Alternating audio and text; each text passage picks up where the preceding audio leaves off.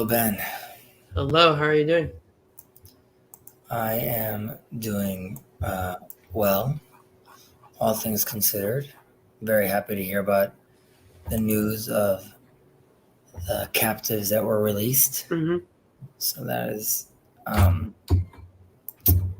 definitely good news. Of course, the whole scenario, the whole situation around it, both specifically and in large, are of course unfortunate. But the whole Mm-hmm. situation is unfortunate. But again, I'm glad people have been released. Yeah, Um, it's nice news to get. and so that's on that front. Shavuot is upon us tomorrow. Uh, Pentecost, Shavuot comes in. We receive the Torah, so I'm very excited for that. I was fortunate to get a friend of mine is a rabbi is like a rabbi and in charge of the publication of Pnei Halacha, Rabbi Malamed's work. And I heard through the grapevine that they were working on a new book focusing on the world religions. So I sort of want to get it on that. And Mm-hmm. he sent me all the notes, which I can't share, but he sent me them, which I'm very happy about. So that's sort of on just one. You might have heard Jacob and I talk about this topic called shituf. Yeah, heard about it. Right. So he's like, when I was talking to him about it, he's like, "Oh, I have like 100 pages of notes." I was like, "Oh, send it." So that's just filled up all my Shavuot night because we stay up all night studying the Torah, which I'm very excited about. However, I did just because next week I'm leaving this house, and thank God this very busy with work and many other elements that are happening right now. Our move and my kids starting summer. So I was going to have like these 4 conversations I had set up that I just canceled right now, and I'm gonna take like a little step back from TLC. I think I want to continue these shiurim, but I just need like a month of just focus on real life. Even though this space is amazing and I'm very happy about it, it comes with its own demands, and yeah, I need a recalibration of sorts just to make sure I have enough time to do everything I want to do. Excuse me.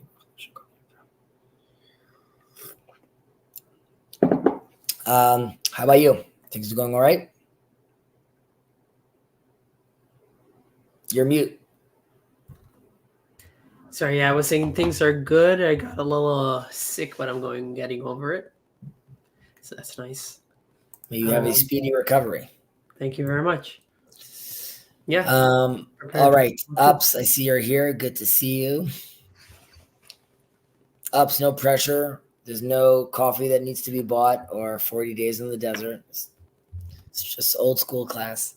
That's I don't know if it's an inside joke, but I think Ups will understand. He was very generous in one of Grimm's schemes, as he generally is, both with his time, money, attention, and comments and thoughts. Okay, so where were we? We did this last week. No, we finished the big one. Right. Was going all through all these elements we were talking about of these merits one should have and these skill sets one should pick up and just methods of behavior, methods of learning. We finished with Mordechai over there. I saw just how Esther could have took all the glory for herself, but instead she made sure that Mordechai was mentioned. Mm-hmm. And then seemingly when King Achashverosh wakes up in the middle of the night and asks to be read from his book, or from their scrolls at the time. Either way, Mordechai's name is mentioned, and he remembered in favor, and that is part of how the miracle unfolds. But in a certain sense, it was reminding us also that sort of the greatness of these rabbis and the eternity that seemingly the eternity that is granted to them is by us talking about these ideas and promulgating these ideas, right? So even today in 2024, we are still learning these words, right? So in a true sense, and we then leave these computer screens and walk in within our day and we interact. So they are alive in a certain sense because these ideas are still alive with us today. And who knows, with the technology that we're going to have, what we could make with, chatbots and things like that. You could have full discussions of the Talmud, find the pattern or the, sort of the type of rebuttal Rav Ashi would have. You could program that inside, and that will also be fascinating. So we'll see. Okay, so let's continue. Take it away. Do you mind reading? Yeah, I can read it. You'll take it in English, or you could do them both.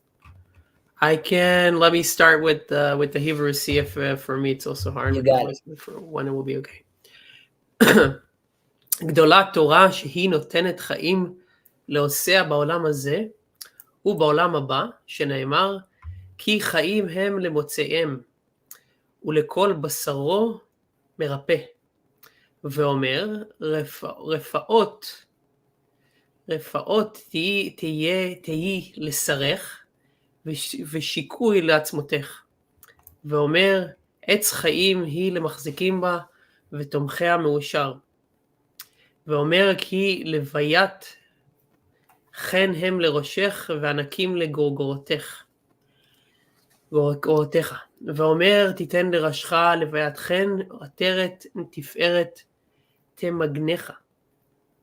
ואומר, כי בי ירבו ימיך, ויוסיפו לך שנות חיים. This seems a little strange. That's different from what you have? Yeah, something seems out of order here for me. 1 second. The differences in versions. I have my own magical book. Okay. I don't know how magical it is. What number are we? Number 7. All of us excuse us. גדולה תורה שהיא נותנת חיים שנאמר כי עבודה זו ופש ערך.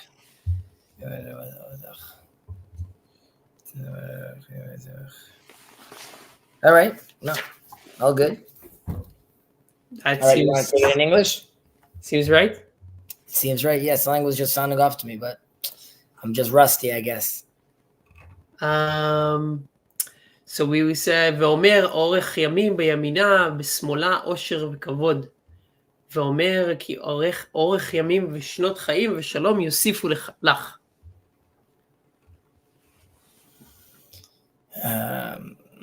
Okay, so English. I can take it. Great is Torah, for it gives life to its observers in this world and in the world to come. As it's stated in Proverbs, for they are life to he who finds them, and a healing to all his flesh. And it says, it shall be health to your navel, and marrow to your bones. And it also says, she is a tree of life for those who hold fast to her, and happy are those who support her. And it says, for they shall be a garland of grace for your head and necklaces about your neck. And it says, she shall give to your head a garland of grace, a crown of glory she will grant you. And it says, with me your days shall be increased, and years of life shall be added to you. And it says, long days in her right hand, in her left wealth and honor. And it says, for long days, years of life and peace, they shall add to you. A lot of things were said. Yep.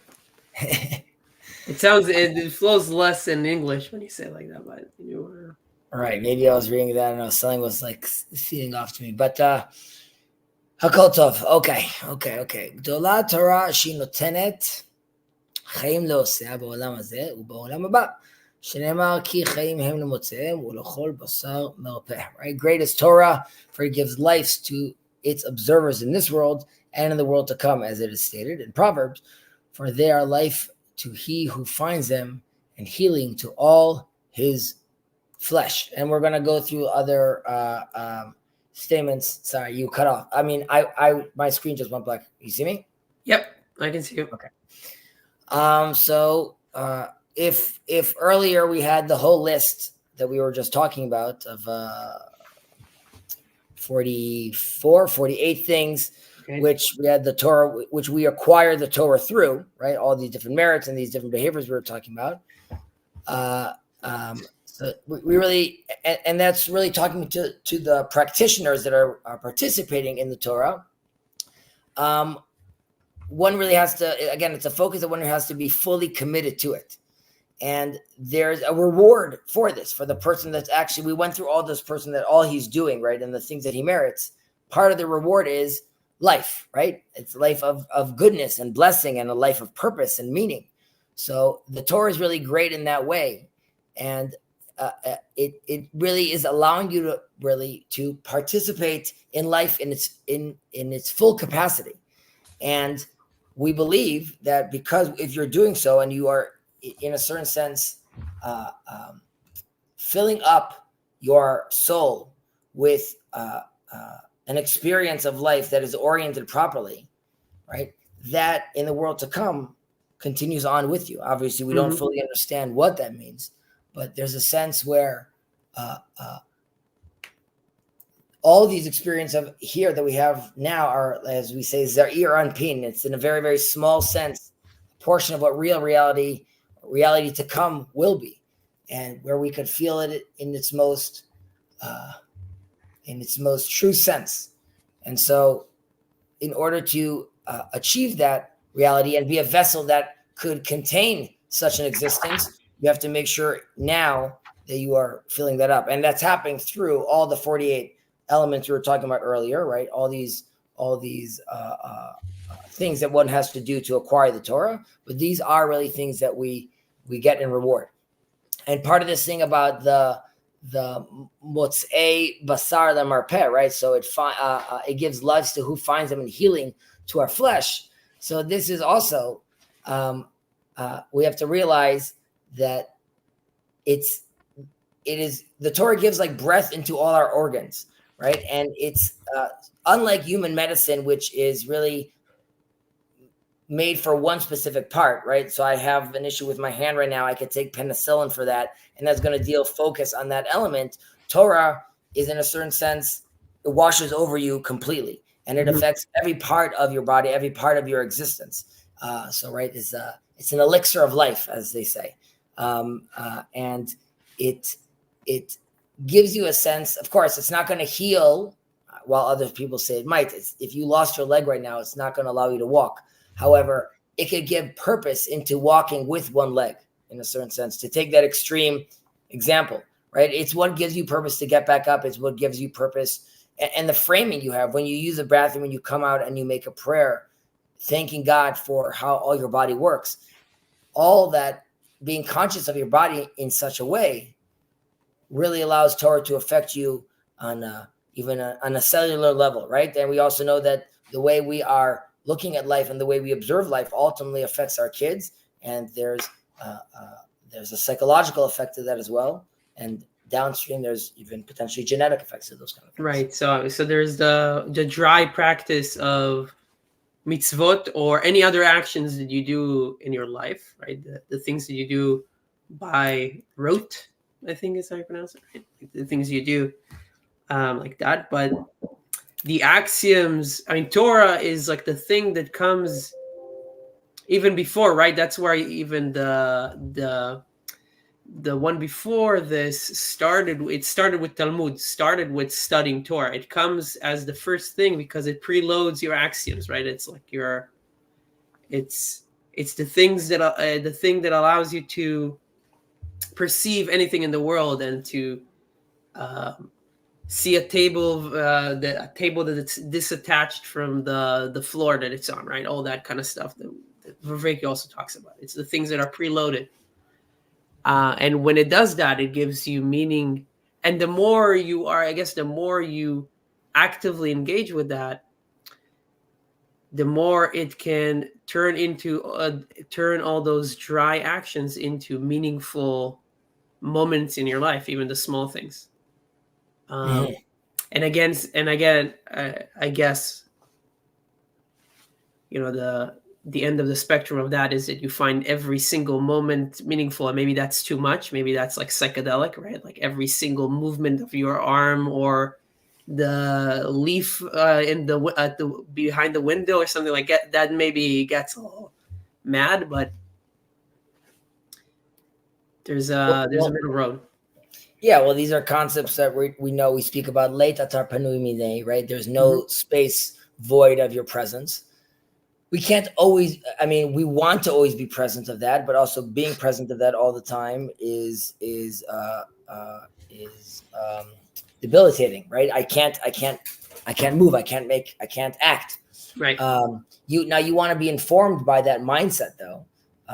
And part of that mindset is what allows us, like we said earlier on, if I want to stop and say how pretty the tree is, I could only do that if my mindset is, this is all part of a holistic Torah mindset that I have, right? We have to be real with ourselves, though, that if I am being distracted, I'm being distracted, right? And then obviously, and that's okay. We can't always be in that state of mind. However, as we've seen in other portions of what we've been going through over here, if I wake up in the middle of the night, the advice is to then ponder and think.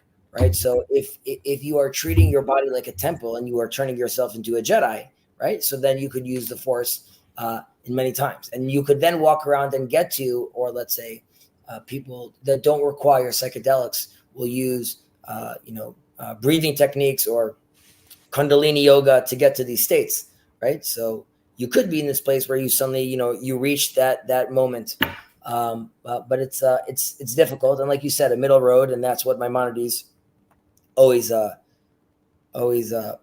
pushed. One should always try to find the middle road. It's not unique to Maimonides, but he definitely spoke about that as well. There's another thing we should notice over here from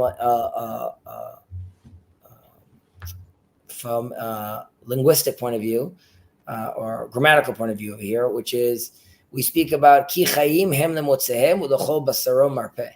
Right, so it's for they are life for to he who finds them, and healing to all his flesh. So in Hebrew, it's motzehem is plural and basaro is singular. In the English translation, they don't do that over here, but there is a teaching which is many could find it, right, and the invitation is for everyone to come and participate in the Torah. However, udachol basaro marpeh, it's healing for the individual, because it's not enough to just find it, right? You also need to acquire it and then be able to like verbalize it and take, like we mentioned in the last portion, take these ideas and actually formulate them into words and have them come out, create order out of chaos, right? These ideas. So it's an invitation for everyone. It's for the individual that manages to actually do it. It could also be healing, right? It's not necessarily healing to everyone just if I'm trying to achieve it. It's healing if I am achieving it. Right.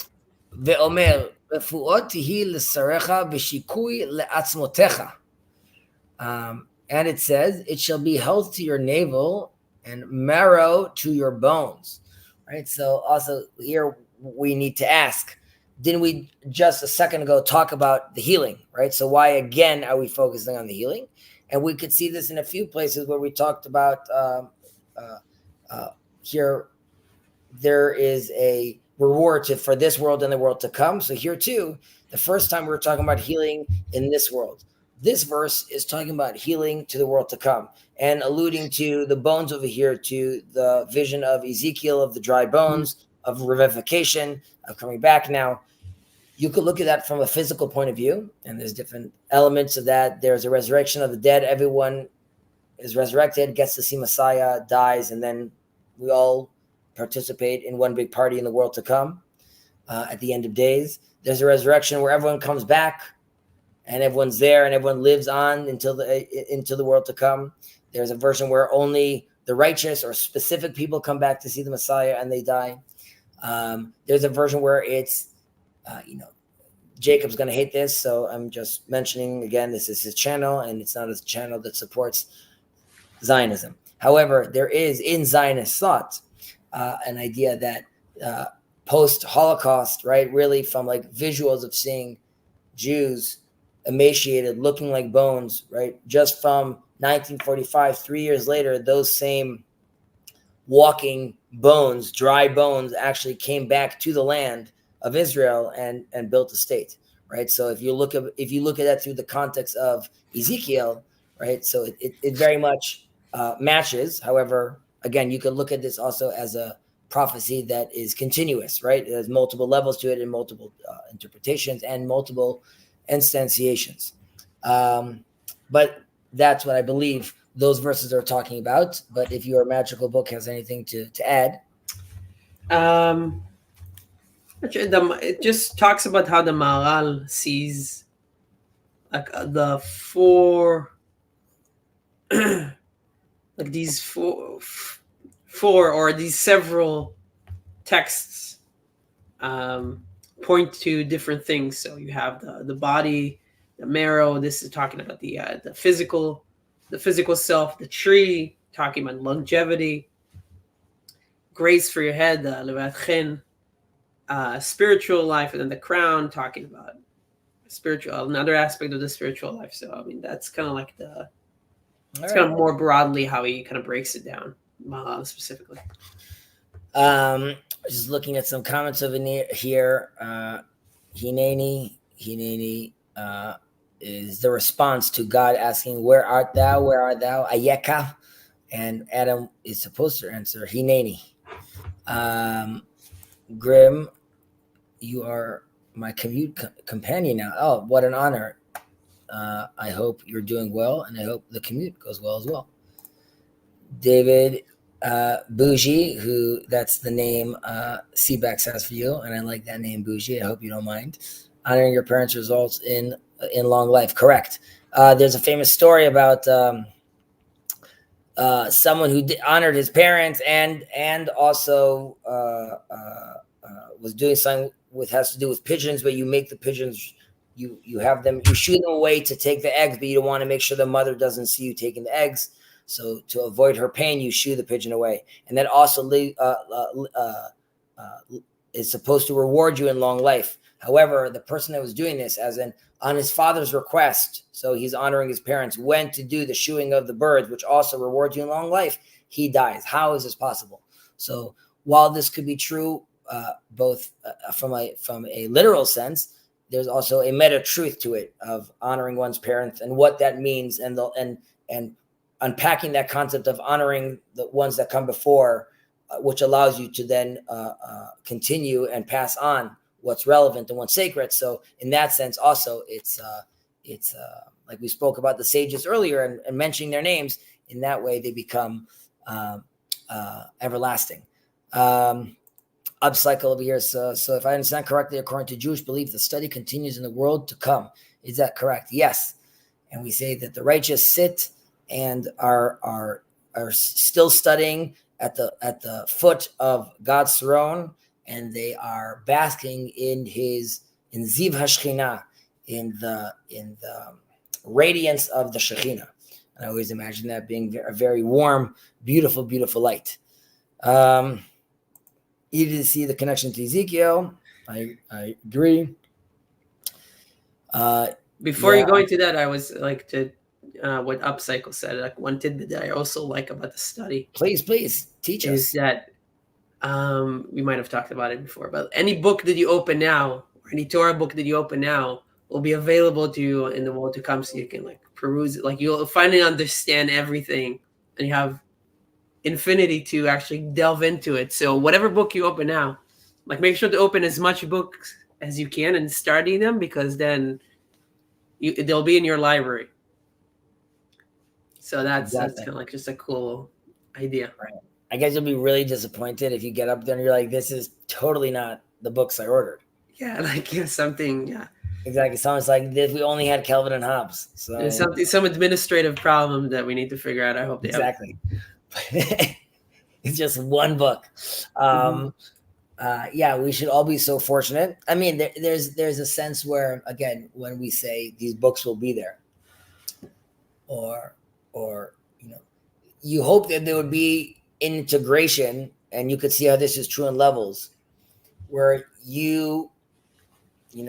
we all have a full potential we could reach. And we want to reach that full potential. The sense is that we have been gifted fantastic and amazing bodies and amazing brains and amazing soul and a holy soul, that if we orient them together, the life over here that we could experience, like God says, like I am merciful, so are you, right? We know that God is in a certain way letting us peek into some of these experiences that he, being holy and inviting us to be holy, how he wants to participate with us. So in 120, or where I'm excited for my grandfather, I would hope that all the books that he's read, the experiences that he's had, what he's aware of, all his grandchildren and great-grandchildren and great-great-grandchildren that are alive all around him today, that fullness of life, that richness of life will be able to be translated in a way where those books and those experiences can all meld and make sense in a certain way, and the world makes sense, and those experiences make sense, and it allows you to experience your life the way it should have been, appreciate what it was. So again, this is all conjecture, but right, and watching the back and watching the face, right? Like you can only watch the back, but hopefully, right. So it's hard. I mean, so you're correct with intuiting that. So like those are hard things, right, to explain about. Let me see your face. Let me see your back. Right.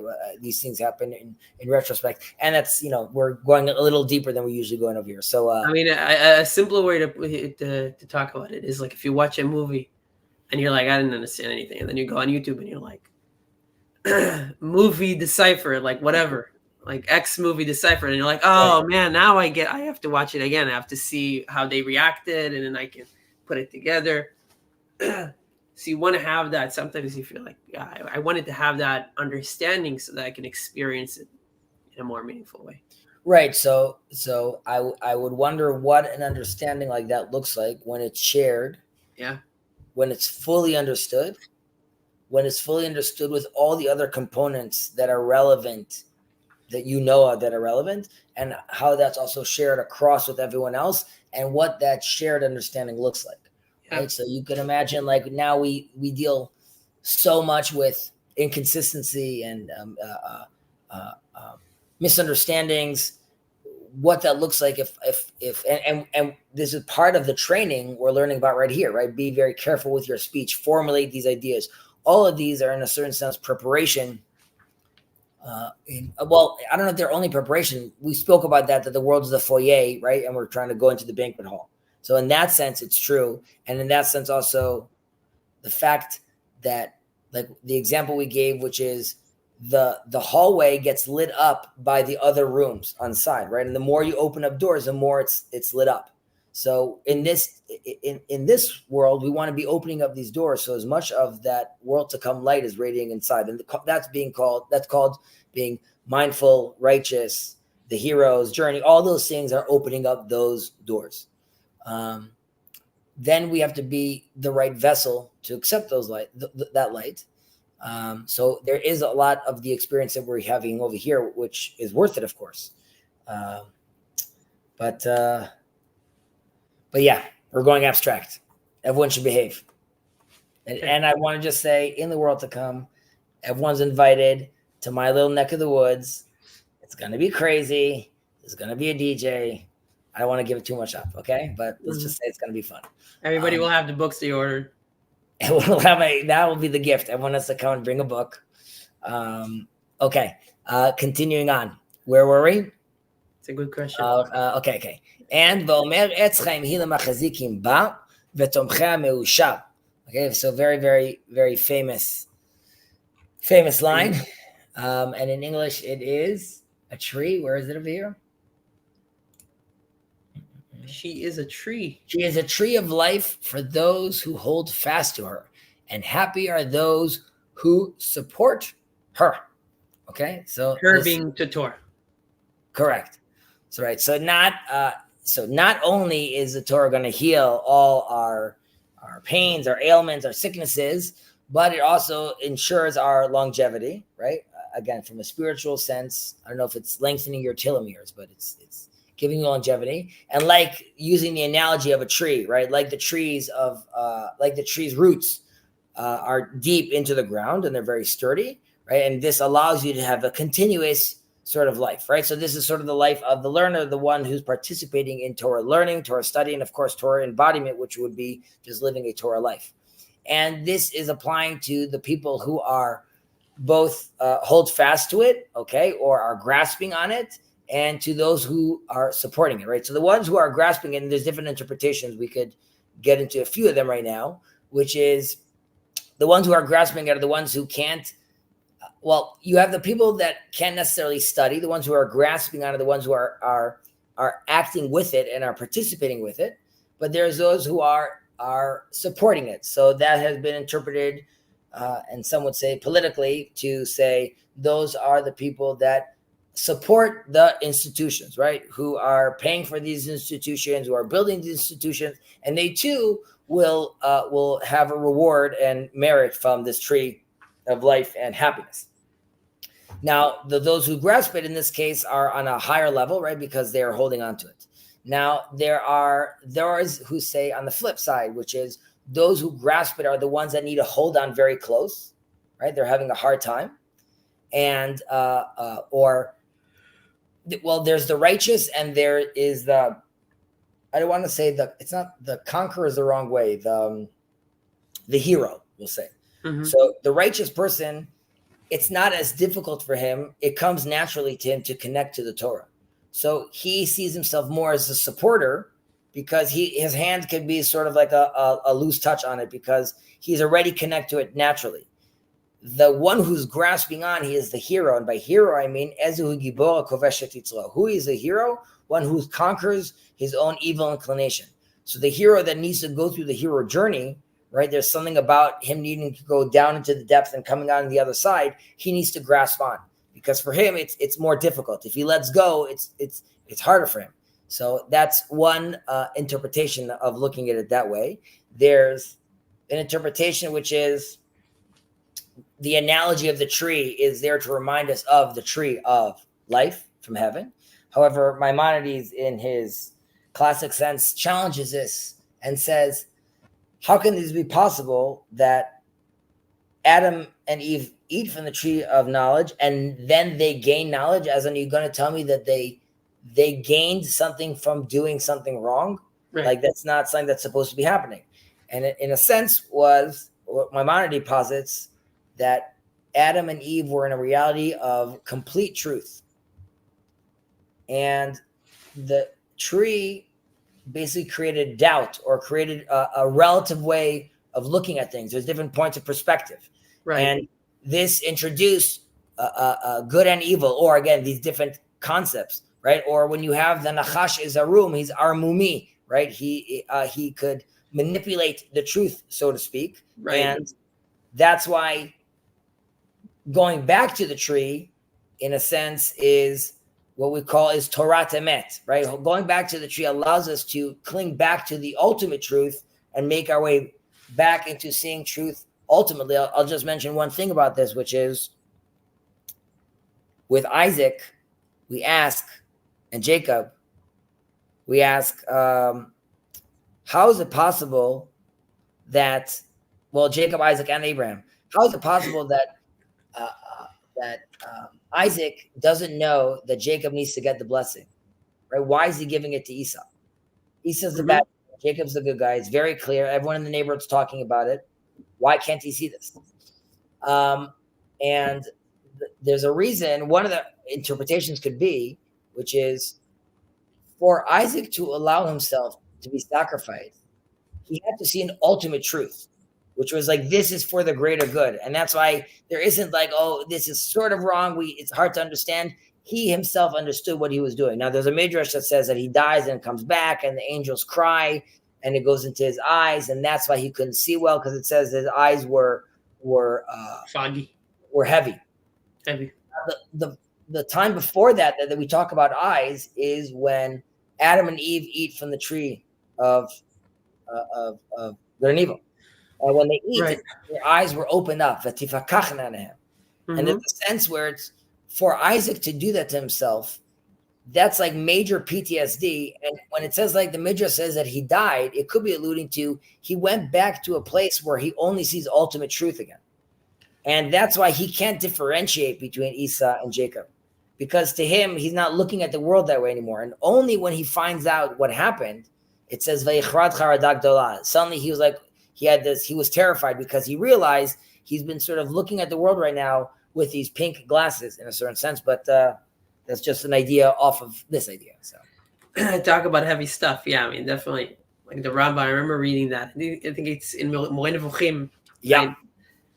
The idea of, if I can try to simplify it, maybe I'm wrong, so let me know, but like that good and evil are proxies for ultimate truth. So for Adam, there was right and wrong. There was truth and falsity. I don't know.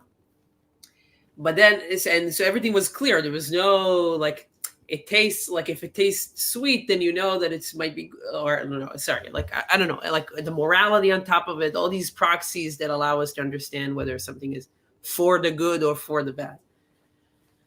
But so it's kind of like this curse of information, the curse of data, right? Like it's like always, like you think that if you have more information, or if you like you have all these proxies, and then you don't even know what the actual thing is. I use this example with Jacob a lot that somebody else mentioned from another channel. I forgot his name. Vocal distance or something. Mm-hmm. About the strawberry and the juice of the strawberry and the lollipop based on the juice of the strawberry. And then you don't even know what a strawberry is. Right.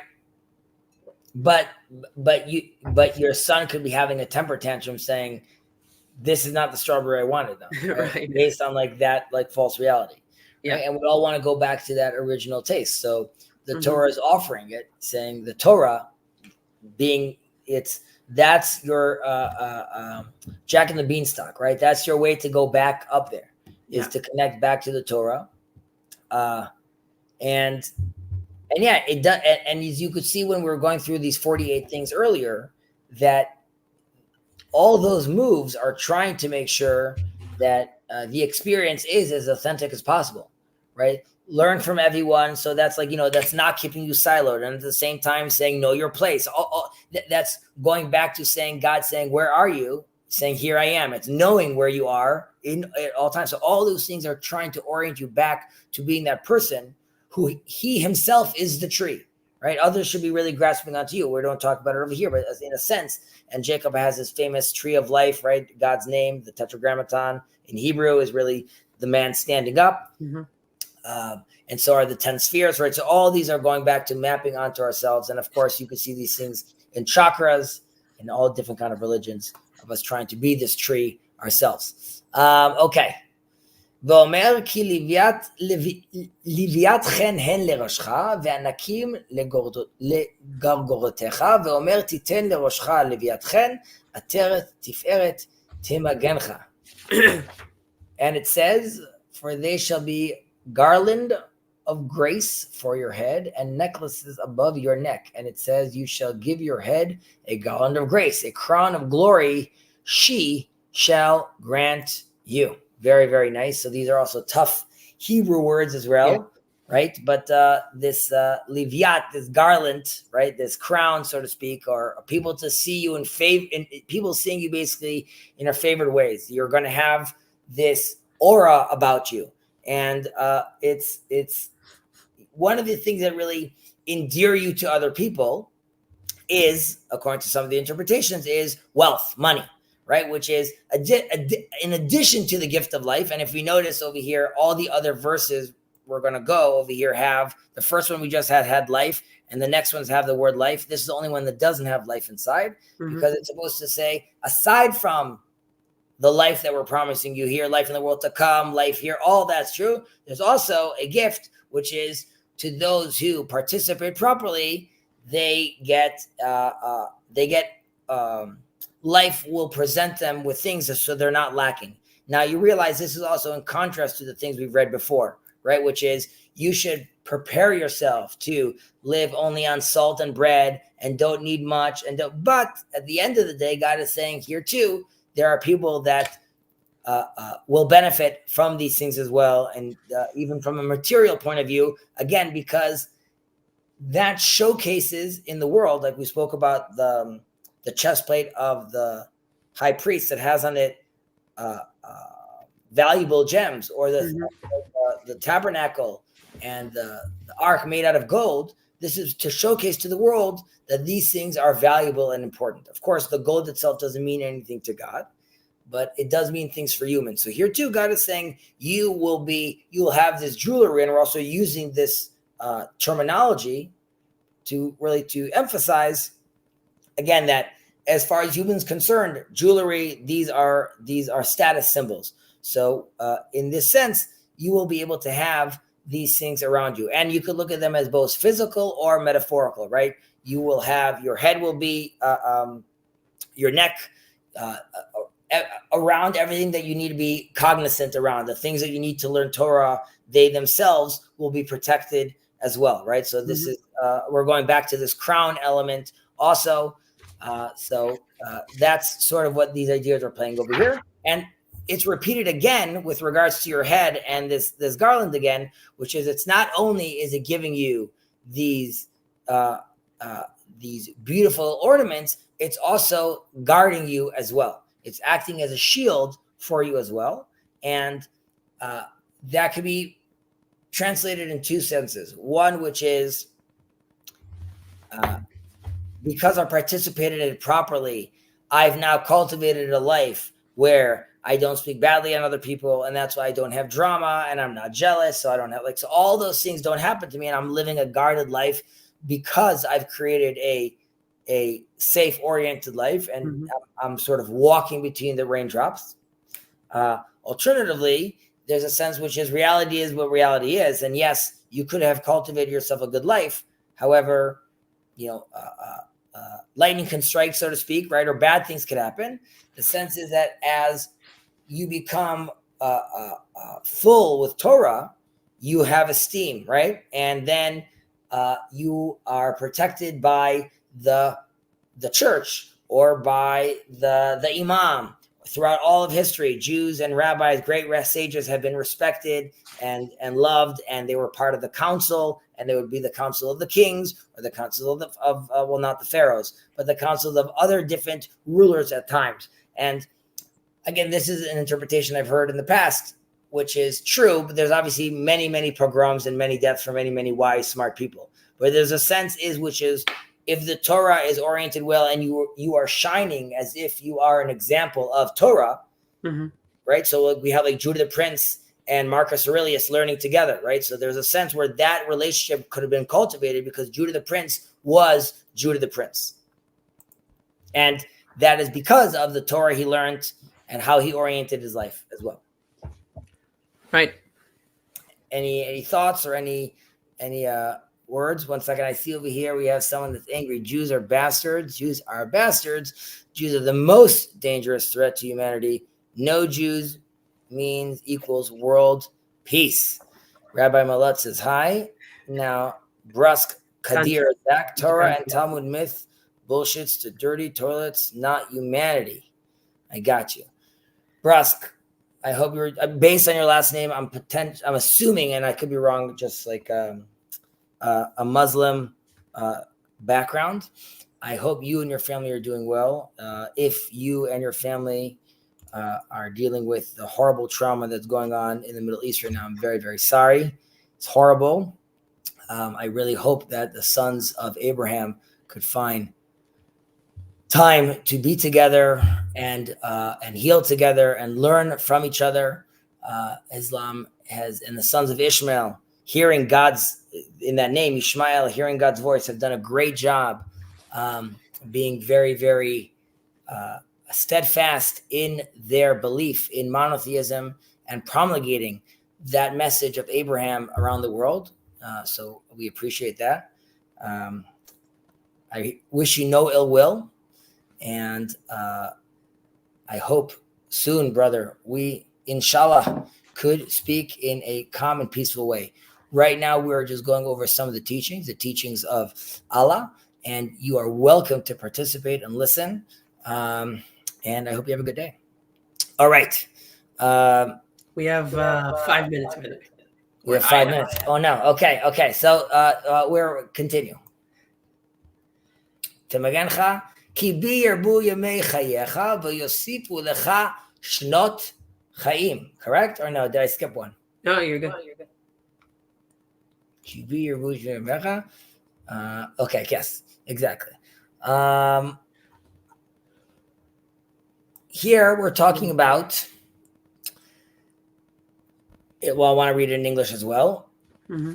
With me, your days shall be increased, and years of life shall be added to you. So we are being told over here that, and we're being reported. It's okay. We're doubling up here again, right? Which is, your days will be increased, and your life shall be added, right? So days and years. I'm sorry. Days and years. Yeah, days and years. So there's a sense which is shnot chaim. The days shall be increased means it's not that I have now a 27-hour day. Rather, the day itself will be more full, more. Every minute will be more realized, more embodied. Every moment will be fully realized, and this allows you to have a much richer life. Now, there's a sense there's ideas we sort of hint about when we talk about, let's say, UBI, universal basic income, right? Which is suddenly I have all this time in my hand. What am I going to do? Well, there's a lot of people that don't have meaning. That's very scary for them.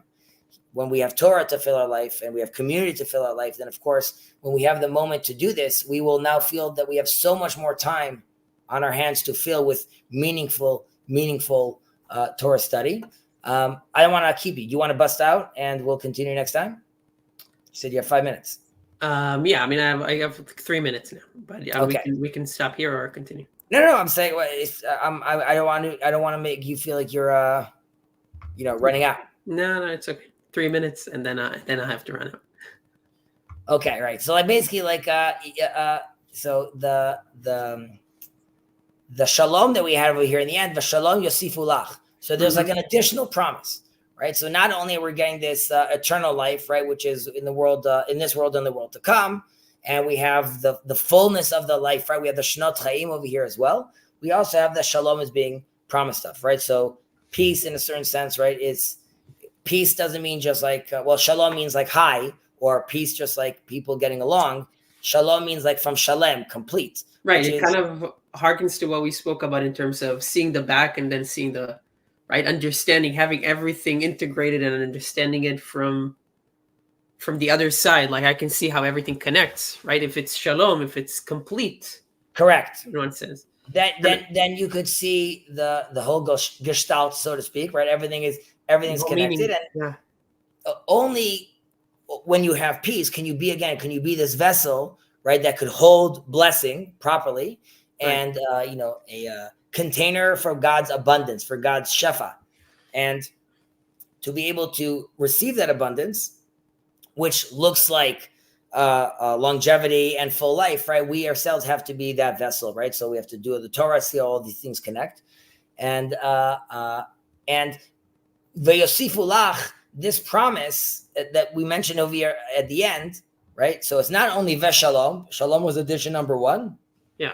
V'yosifu lach, you could look at it as part of the addition. They'll give it to you, or it's another addition, which is this is also in the world to come, right? Like this is like, and you could see this pattern in a few of the verses over here, which is these are real hints to what to be in the world to come again, but we obviously don't actually know, but we could allude to or try to get an idea of what we're talking about. ואומר אורך ימים בימינה ובשמאלה עושר וכבוד, ואומר כי אורך ימין ושנות חיים ושלום יוסיפו לך. I think I skipped that and I went down to the Shalom Yosifu Lach from the first one over there. Right, yeah. We spoke about the Shalom. Orach Yamim, the English over here gets me always confused over here. All right, so now we're Beyamina. We're Orach Yamim Beyamina with Smala Osher V'Kavod. Right, so there is, we're saying again, going back longevity, and it's right, and it's left, there's honor and there's wealth over here, but just as a general question about the longevity, like we said, we obviously know people that were prime Torah scholars that obviously died, and they did not get this longevity ultimately. And there is a sort of hint here, which it says the longevity is those to hold it in its right hand, and we know that the right is there to symbolize strength, and the ones who are holding with the right hands are the ones that we were talking about in the tree that are grasping on strongly, and the ones that are learning Torah for its own sake and not for anything else. To those people, they get the longevity. But to the Torah scholars they're heavy hitters, they're serious Torah scholars, but they're doing it not purely for its own sake, they can attain wealth and honor, but they won't necessarily get the length of days. Right, which it doesn't mean that doesn't necessarily mean that they won't have a long life or that they're going to die early, but more about that their gifts and they merit, they're going to get more of that in this world and less of that in the world to come.